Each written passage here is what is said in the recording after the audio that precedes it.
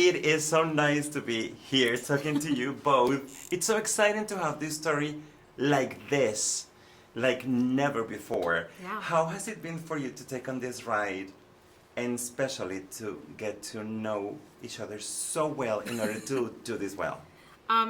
It's been a total pleasure doing this with Cozi. Obviously, this is a property that has been beloved since the early 70s, and it's been made and remade, and I think it was such a pleasure for us to get to reinvent Freaky Friday for this generation and to be able to share it as a musical, which is like, that part has never been done before, and there's just this really wonderful freshness in offering music to this story that was begging to be musicalized. It has this deep emotional component, and it also has this magical component, so it was just like waiting to be turned into a musical.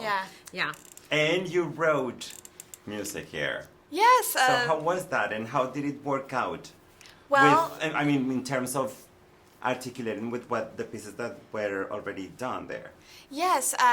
Well, I've been writing my whole life, basically, and the music that I've released, I've written. And in Dolphin Tale 2, a movie that I also starred in, I wrote the end credit song to that movie. So when I booked this movie, I was like, "Hi, Disney, I love to write. Here are all of my songs. Please love me."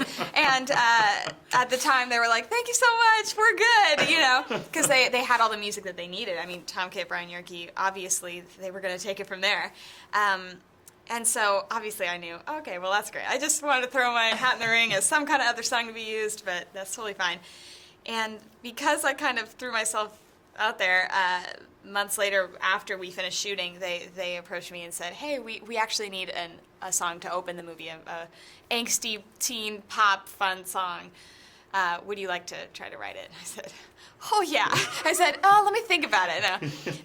And so Matthew Tischler and I wrote What It's Like to Be Me, and it was really fun because the reason that they really wanted to write it is you don't get to hear from Ellie in her body a lot before the switch. Yeah. Same with Catherine, but Ellie's not very established, and you follow her so intensely throughout the movie that they really wanted to get a sense of who she was even more. So they added an animated sequence in the opening titles, and they added the song from her perspective. So it was very fun to write from Ellie's perspective and give the audience a deeper sense of how proud she is to be who she is and how misunderstood she feels at the same time. Starting from the point in which the two of you have in common the ocean, dolphin, and mermaid. Oh, how about that? Alfonso, look at you! Something started there, right? Yeah. And now, to do this job, I think that is an opportunity that is unique in your life, and you will never have it again. for Because sure. you not only have to get to know the other character, but you also need to know the other human being. Of course. To know who she is, what she's about, and everything. Yeah. All the ways in a person expresses themselves. Yeah. So how are the two of you now after this? We will be bonded for the Yeah. rest of our lives. I don't think you can have an experience like this and not become close. We will No. be sharing this together forever. Yeah. And I couldn't ask for a lovelier person to be doing this with. But we did, we spent a lot of time together.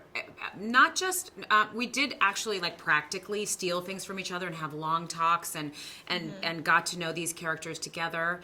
But, I think we also watched each other on YouTube, and we also, I would watch some of the things she was doing in dailies, and I would steal things and, put them into my performance. And so, We had to be quick studies because, there's pre-production, but for a lot of it we were separated because we were, you were learning the tango, I was learning biology and Go, and there were different, it's very bizarre because for the majority of the movie we're not together, which is totally mind-bending considering we're playing each other. Right. So we carved out time to really get to know each other, learn from each other. And I think the more people watch this movie on repeat, they're going to find all of the similarities of us stealing from each other. And Cozi did that. Oh, and Heidi did that too. I think it'll be fun to repeat because view. it's subtle. Otherwise, you change the channel right when you watch us being shticky. Yeah.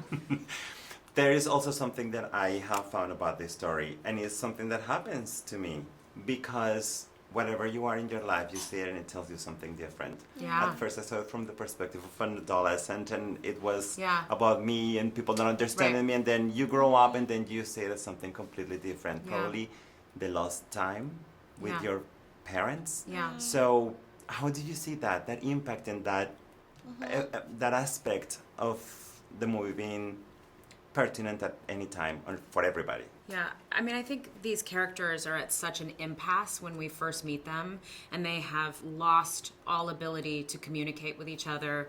They cannot see things from the other one's vantage point.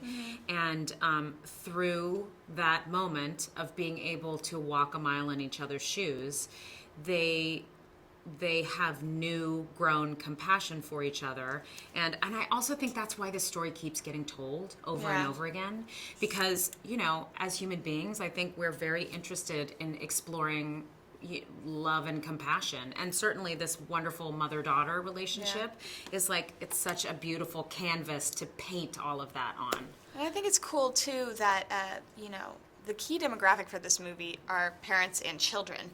And if you're a child and you've never been a parent before, there's almost no way you can really see your parents' perspective, especially like your mom, very clearly. And I think it's interesting that in this movie you see a teenager playing an adult, so it's almost like you get to learn more about what the adult might be thinking because you see yourself on screen. Yeah. And it's a unique opportunity to kind of share how a mother's instincts guide their behavior, and their fierce love can kind of be misguided into over control and being crazy or type A or Hypercritical. expecting too much. Yeah, exactly. And not that that's necessarily where the ending point should be in a relationship, but it's amazing to have more empathy, and I think that's what happens hopefully after you watch the movie. Yeah. It is wonderful to talk to you both. Thank you for your time. Thank you. Thank you. Wonderful. Thank you.